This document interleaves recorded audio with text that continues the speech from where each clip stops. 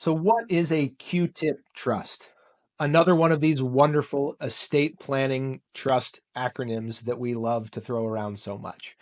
QTIP stands for Qualified Terminable Interest Property. QTIP, QTIP.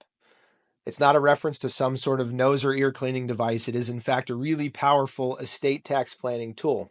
Here's effectively what it is. It is an irrevocable trust that one spouse creates for another and transfers into that qualified terminable interest property or QTIP trust qualify for what's called the Unlimited Marital Deduction. So there's no tax on any of those assets that get transferred into that trust. And that's true whether my clients create and fund one of these trusts while they're alive, or they create and fund one of these trusts through their estate plan at their death.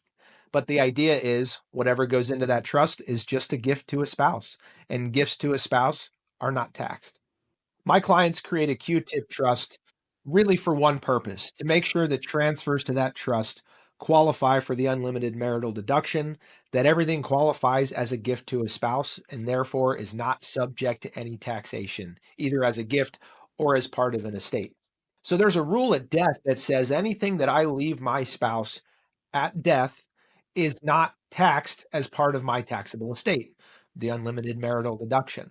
I very well might want to transfer assets to my spouse, but I may have some concern, one, about estate taxes. Frankly, I may have some concern about how my spouse may use those assets after I've passed away. This is something that we probably see more in blended families than we do in the typical nuclear families. If I want that transfer of assets to my spouse to qualify for the unlimited marital deduction, but I would like to have a trust structure around it, that's where I set the trust up as a QTIP trust. Some of the necessary elements of a QTIP trust are that my spouse has to be a U.S. citizen. There's a different kind of trust that we can use for spouses who aren't U.S. citizens, but the tax rules are a little different, a conversation for a different video.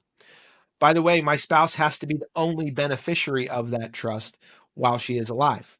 She has to receive all of the income from the trust at least annually. It can be done more frequently. It can be done on a monthly or quarterly basis, but she has to be entitled to receive all income at least annually from the QTIP trust.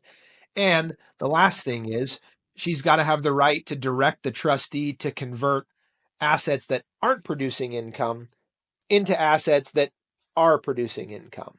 So I can't just load up my QTIP trust with non-income producing assets and stick it to my spouse, as it were.